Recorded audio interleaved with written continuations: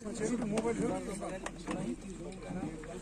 पहले मैं आप सभी का स्वागत करता हूं। जैसा कि आपको मालूम है कि 6 जुलाई को जिला कुलगाम में दो जगह पे जो टेररिस्ट के खिलाफ कार्रवाई हुई। पहली जहां पे जो है वो एनकाउंटर स्टार्ट हुआ वो मोडरगाम का इलाका है जो कि थाना कुलगाम में वाक़ा है। इस एनकाउंटर में 2 टेररिस्ट जो है जो हिजबुल मुजाहिदीन से ताल्लुक़ रखते थे उनको न्यूट्रलाइज किया गया। और दूसरा जो एनकाउंटर है जो चीनी गांव में है जो पुलिस स्टेशन यारीपुरा की हदूद में आता है वहाँ पे स्टार्ट हुआ, जिसमें 4 दहशतगर्द जो है जो हिजबुल मुजाहिदीन से ताल्लुक़ रखते थे उनको जो है वो न्यूट्रलाइज किया गया। जहाँ तक मोडरगाम के एनकाउंटर का सवाल है वहाँ पे जो मिलिटेंट जो है जो टेररिस्ट मारे गए उनका नाम जो है वो आदिल हुसैन वानी जो कि ए कैटेगरी का जो है वो टेररिस्ट था। ये रहने वाला जो था कुटपोरा शुपियन का था और ये 2021 से जो है इसने टेररिस्ट रैंक जो है वो ज्वाइन किए थे। दूसरा इसका जो साथी था जो इस एनकाउंटर में मारा गया उसका नाम जो है जो फैसल बशीर है, वो जो है वो वही शुपियन जो है कनीपुरा एक इलाका है वहाँ का रहने वाला था, जो रिसेंटली जो पहले एक जो है OGW का काम करता था, उसके बाद इसी साल जो है कुछ महीने पहले जो है वो उसने टेररिस्ट रैंक जो है वो ज्वाइन की। और इन दोनों को जो है वो एक ज्वाइंट ऑपरेशन में 6 तारीख को जो स्टार्ट हुआ जो कंक्लूड जो है वो 7 तारीख को हुआ, ये दोनों टेररिस्ट मारे गए। जहाँ तक इनका जो इन्वॉल्वमेंट है, जो आदिल जो मैंने पहले आपको कहा कि एक कैटेगरी का जो है वो टेररिस्ट था, ये कुछ काफ़ी जो है वो केस FIR में पुलिस स्टेशन में इन्वॉल्व था, जिसमें पुलिस स्टेशन शुपिया और पुलिस स्टेशन इमाम साहब शामिल है।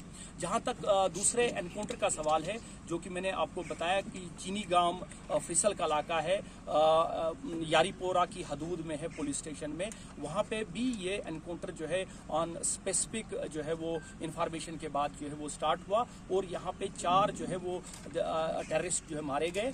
इनमें जो नाम जो है जिसमें यावर बशीर डार जो है जो एक कैटेगरी का जो है वो टेररिस्ट था, ये रहने वाला उसी इलाके का था। दूसरा जो है इसमें जो है वो जो मारे गए दूसरे तौहीद अहमद राथर और शकील अहमद वानी और जो है वो जाहिद अहमद डार जो है, ये ऑपरेशन जो है वो कल कंक्लूड हुआ।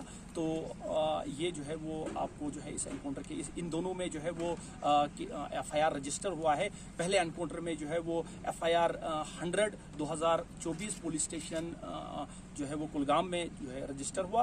दूसरे में जो है वो FIR 53/2024 जो है वो पुलिस स्टेशन यारीपुरा में है। इस एनकाउंटर में काफ़ी मिकदार में जो है वो असला और गोला बारूद जो है वो रिकवर हुआ, जिसकी डिटेल जो है अभी आपको बताई जाएगी। इसके अलावा जो है मैं आपको बताऊं कि इन दोनों जगहों पे जो है वो टेररिस्ट ने जो है वो हाइड आउट बनाई हुई थी। पहला जो घर था वो जो है वो यावर अली डार का घर था। तो वहाँ पे एक हाइड थी घर में, जहाँ पे जिस हाइड का जो है वो टेररिस्ट कई महीनों से उसका इस्तेमाल करते थे। इसी तरह से चीनी गांव भी एक जो है वो हाइड के तौर पर इस्तेमाल की गई थी। जो ये जो है चीनी गांव का जो इलाका है उसमें एक मुश्ताक अहमद भट्ट है, अकबर अली का बेटा, उसने जो है वो एक मेसन का काम करता है, जिसने अपने घर में एक कंक्रीट और बड़ी सोफिस्टिकेटेड जो है वो हाइड बनाई हुई थी, जिसमें जो है इनको जो है वो पनाह और कई महीनों से वो इसकी जो है वो इस हाइड का इस्तेमाल करते थे। अब मैं रिक्वेस्ट DIG साहब ने कवर किया है दोनों ऑपरेशंस के बारे में।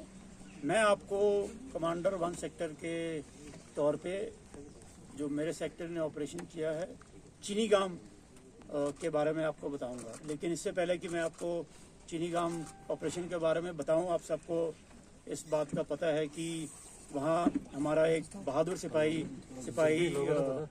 प्रभाकर प्रवीण, जिन्होंने टेररिस्ट के साथ मुठभेड़ में अदम्य साहस का परिचय दिया और उन्होंने देश के लिए अपना सर्वोच्च बलिदान दिया, तो मैं आप सब की तरफ से और देश की तरफ से उनको श्रद्धांजलि अर्पित करता हूँ।